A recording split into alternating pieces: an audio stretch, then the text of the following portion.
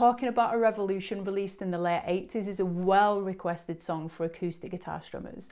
Tracy Chapman took 4 chords, repeated them in the same sequence for the entire song, and with a bit of an interesting strumming pattern, created something that defines it and is instantly recognisable from the moment it begins, even though these 4 chords are used in countless other songs.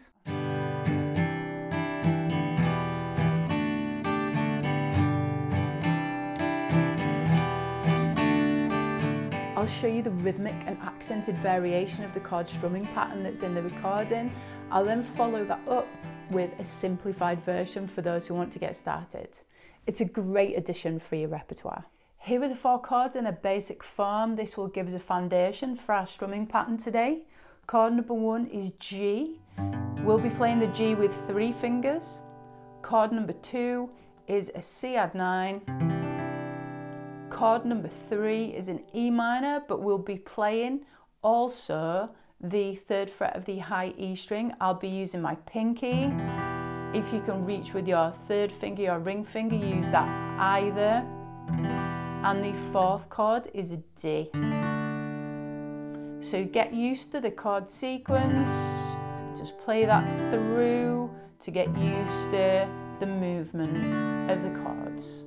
Once you've got that comfortably, we can move on to the strumming pattern. I'll break the rhythm down by demonstrating what we do with each chord initially. The song's in 4/4, which means we're playing 4 beats per bar, so I'll show you how to count that once we've established what we need to do with each chord. Starting on the G chord, we have 2 full down strums on all 6 strings. We move to the C add 9, and when we do this, we play an up strum starting from the B string or string 2, then an up strum starting from the E string or string 1. We do a down strum from the A string to the B string primarily, and then we take our fingers off the chord and play an up strum again from the B string. I'll demonstrate the C add 9 by itself, so you can hear the melody note between B string and the E string, which is quite a significant part of the strumming and the sound of the song. So just build that up nice and slowly, putting the G and the C add 9 chords together now.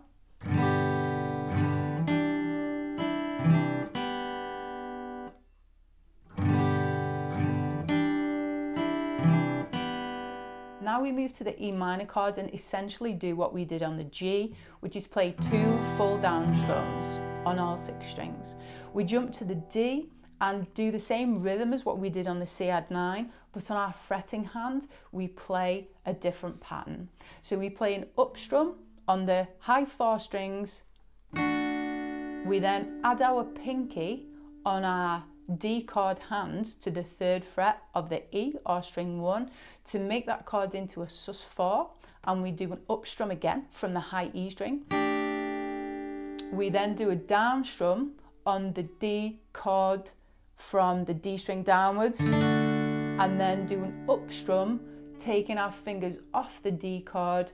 We do an up strum from the B string, focusing on the middle 4 strings. Focusing on the D chord now to further instill that pattern. And again,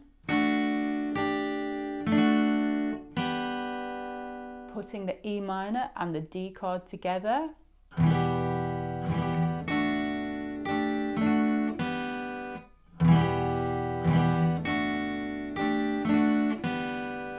Playing through the sequence in one go from the G.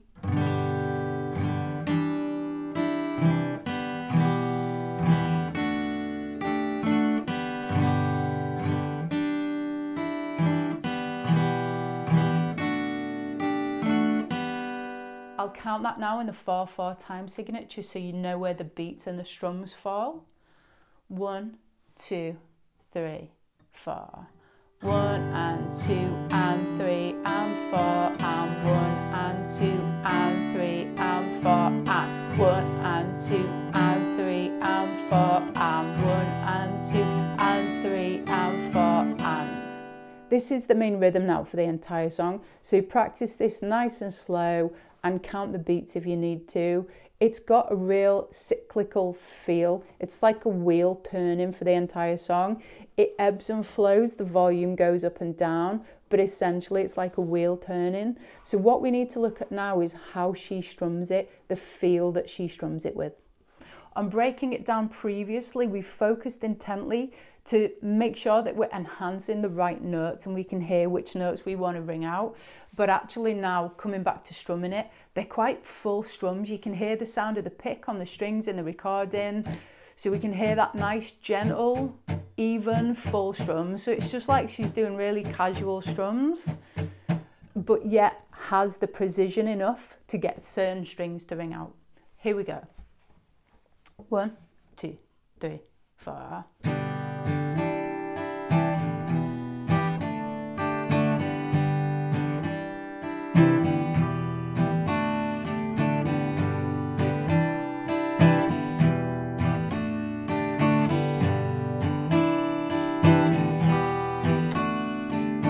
I'll show you a simplified version of the strumming pattern now if you don't have time to learn the one we've just done, or maybe you're not quite ready yet, but here's a good way to get in and get started. The same 4 chords we previously went through, the G with 3 fingers, the C add 9, the E minor, just use 2 fingers if that's all you know. If you can add that extra note on the high E string, do that too. And then a traditional, just a D major chord. Starting on the G, we have 2 down strums, down, down. We jump to the C add 9, up, up, down. To the E minor, down, down. D, up, up, down. To the sequence in its entirety, down, down, up, down, down, down, up, down. Down, down, up, down, down, down, up, down. 1 and 2 and 3 and 4. 1 and 2 and 3 and 4. 1 and 2 and 3 and 4. 1 and 2 and 3 and 4. So remember this chord sequence cycles for the entire song.